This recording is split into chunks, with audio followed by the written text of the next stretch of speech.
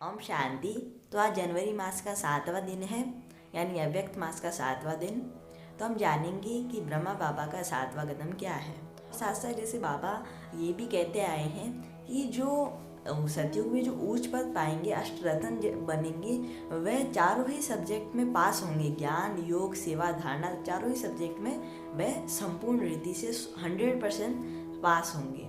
तो हम जानते हैं कि जो बाबा का 7वां कदम है, उससे हम कौन सी ज्ञान की, धारणा की, योग की तथा सेवा की पॉइंट ले सकते हैं और अपनी स्थिति को ऊंच बना सकते हैं। तो जानते हैं पहले ब्रह्मा बाबा का 7वां कदम। संकल्प व स्वप्न मात्र भी लगाओ मुक्त। तो इसका स्पष्टीकरण है कि जैसे ब्रह्मा बाबा पुरानी दुनिया में रहते, किसी भी व्यक्ति व वैभव से संकल्प मात्र व स्वप्न मात्र भी लगाव मुक्त रहे, सदा त्रिमूर्ति तख्त नशील, त्रिकालदर्शीपन के स्मृति स्वरूप, हर कर्म के तीनों कालों को जानने वाले, हर कर्म को श्रेष्ठ कर्म व सुकर्मी बनाया, पुराने संस्कारों को स्वभाव से उपराम रहे, सदा साक्षीपन की सीट पर स्वयं को सेट रखा, ऐसे फॉलो फादर कर सच्चे राज ऋषि बनो। तो बाबा के 7वें कदम से हमें ज्ञान मंथन की पॉइंट ये लेनी है कि हमें ये दिन भर मंथन करना है कि कैसे ब्रह्मा बाबा व्यक्ति, ये जो पुरानी दुनिया के व्यक्ति तथा वैभव से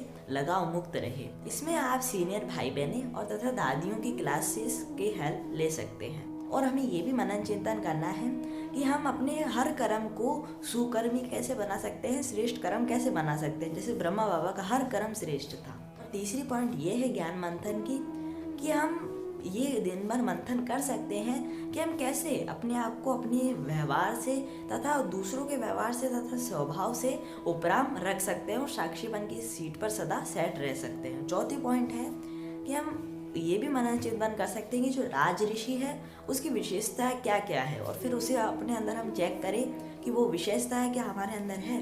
तो ये सब विधियाँ आप अपने लौकिक तथा अलौकिक जीवन में कैसे बैलेंस रखकर ये सब अभ्यास कर सकते हैं, तो उसकी विधियाँ निकालिए और एक डायरी में नोट कीजिए, ताकि आप भविष्य में अगर कोई भी आपकी स्थिति बिगड़ती है तो उससे ये इन पॉइंट से वो सुधर सकती हैं।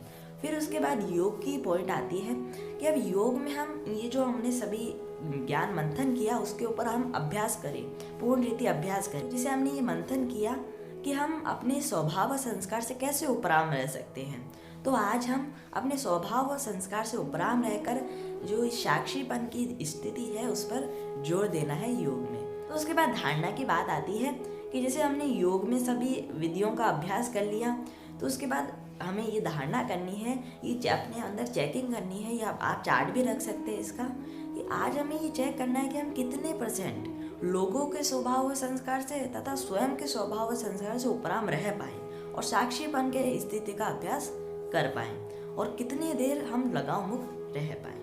फिर उसके बाद सेवा की बात आती है, तो आप नोट करेंगे कि जब आप किसी एक व्यक्ति तथा वैभव से लगाव मुक्त रहते हैं तो आपको पूरी विश्व का ख्याल आना शुरू हो जाता है। पूरी विश्व का ख्याल आपको आ जाता है कि हमें पूरी विश्व की सेवा करनी है। किसी भी एक व्यक्ति तथा वैभव से लगाव मुक्त रहकर पूरे विश्व की मनसा सेवा करनी है, पूरे विश्व को पॉजिटिव वाइब्रेशन देने हैं। और साथ साथ सभी को ये भी बताना है, जैसे आपने विद्या निकाल ली कि हम कैसे जो लगाव मुक्त रह सकते हैं, कैसे साक्षीपन की स्थिति में सेट रह सकते हैं। तो आज आप इन सभी विधियों का पहले ज्ञान मंथन करें, उसके बाद योग में बैठकर उसका अभ्यास करें, फिर इसको धारणा में लाकर दूसरों को विद्या बताएं, जिससे आपकी सेवा भी हो जाएगी और चारों सब्जेक्ट में फुल मार्क्स ले आएं। अच्छा, ओम शांति।